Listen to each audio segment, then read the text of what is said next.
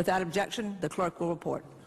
The Senator from South Carolina, Mr. DeMint, proposes amendment number 1367. Senator from Nebraska. I make a point of order against the DeMint amendment that it's legislation on appropriations. Madam President, The point of order is well taken. The amendment, I regret the the objection. amendment falls. The people began asking themselves, why couldn't there be an audit of the Federal Reserve?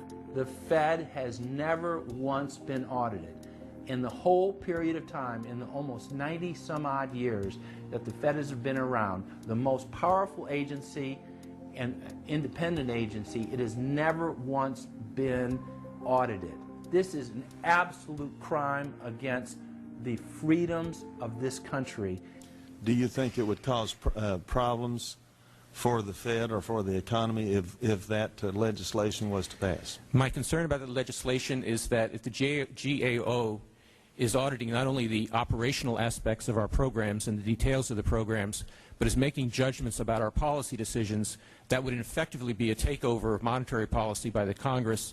Is that your position, that this bill, if it were to be passed, would interfere directly with interest rates, setting interest rates? If we were to raise interest rates at a meeting and someone in the Congress didn't like that and said, I want the GAO to audit that decision, wouldn't that be viewed as an interference? I wouldn't think so. This is just reviewing it, and you can do what you want. The Federal Reserve has never been subjected to an outside audit. And if you audit them, it's very likely that Greenspan, Bernanke, and Volcker might all go to jail. It was announced earlier today, that there will be a hearing on H.R. 1207, the bill to audit the Federal Reserve Bank. This will be the first independent audit in the Federal Reserve's 96-year history, and it's long overdue. Months ago, I asked the Vice Chairman of the Federal Reserve who received the $1 trillion in funds that the Federal Reserve has handed out to domestic institutions. He said, I'm not going to tell you. And then more recently, the Chairman of the Federal Reserve, I asked him who receives the $500 billion, we're talking about $500 billion, that the Federal Reserve handed over to foreign central banks. Who did they disseminate that money to? And he said, I don't know. $500 billion, and he doesn't know. It's long overdue. We need to audit the Federal Reserve, and I'm happy to say that we're going to have a hearing on that very soon. The only way, really, America can get out of the current mess is you've got to shut the Fed down completely, get rid of the Fed. You've got to put the money printing mechanism back under the roof of the federal government instead of outsourcing it to the Fed. Why were the bank's front men, Alan Greenspan and Ben Bernanke, all over the news saying that they were above the law? What is the proper relationship, what should be the proper relationship between a chairman of the Fed and a president of the United States? There is no other agency of government which can overrule actions that we take.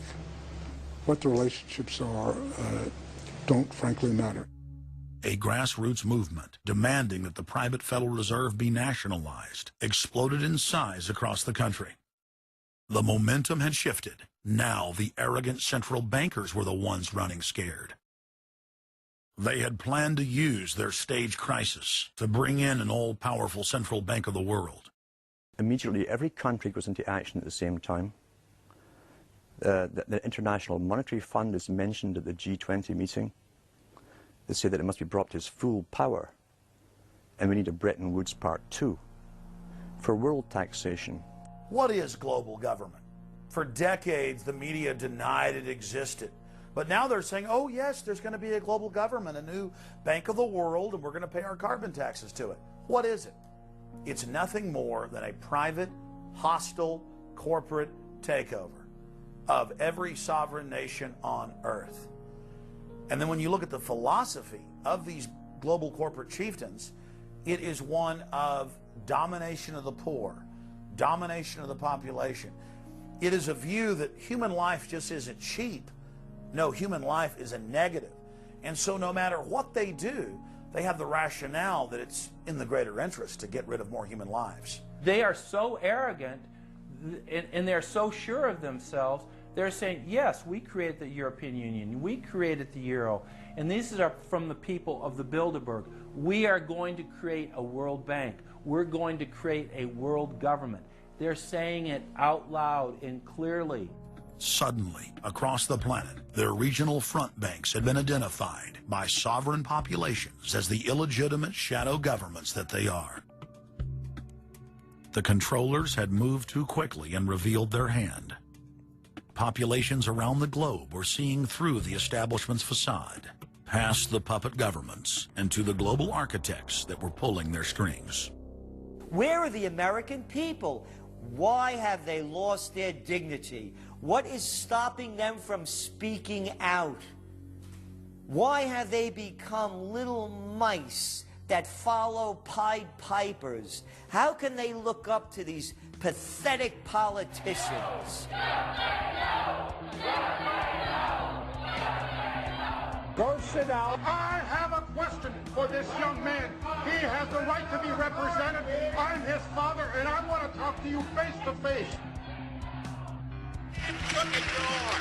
Why not a lobbyist with all kind of money to stuff in your pocket so that you can cheat the citizens of this country? So I'll leave, and you can do whatever the hell you please to do. One day God's going to stand before you, and he's going to judge you and the rest of your damn cronies up on the hill. And then you will get your just desserts. As the public begins to awaken to the fact that Barack Obama has cold-bloodedly betrayed the pledges he made to the American people, the establishment media and Democratic leaders have invoked the tactic of divide and conquer. I think they're astroturf. You be the judge of carrying swastikas and symbols like that to a town meeting on health care. An overwhelming portion of the intensely demonstrated animosity toward President Barack Obama is based on the fact that he is a black man. Desperate to ram their agenda through, they have played the race and class cards. You start to wonder whether, in fact, the word socialist is becoming a code word, whether or not socialist is becoming the new N-word. When I heard people going after the First Lady and the number of staff people they have, it sounds racist to me. It is essential that the establishment play the population off against each other, along the lines of Republican, Democrat, liberal, conservative, black and white. As long as the people are fighting with each other, they can never get together and remove the corporate dictatorship that has criminally seized power through the national security state. Just as George W. Bush betrayed his foolish followers, so must Obama, because his only allegiance is to his offshore masters. President Obama today nominated Ben Bernanke for a second four-year term as Federal Reserve Chairman. The president called his actions on the global financial crisis bold and out of the box. As an expert on the causes of the Great Depression, I'm sure Ben never imagined that he would be part of a team responsible for preventing another. But because of his background, his temperament, his courage, and his creativity, that's exactly what he has helped to achieve. And that is why I am reappointing him to another term as chairman of the Federal Reserve. So Obama has made it quite clear by his actions, never mind his words, his actions, as to who owns him, who he works for, and who he serves. And it's not the American people. It is so obvious to anyone paying attention that the President of the United States is not the real person in control.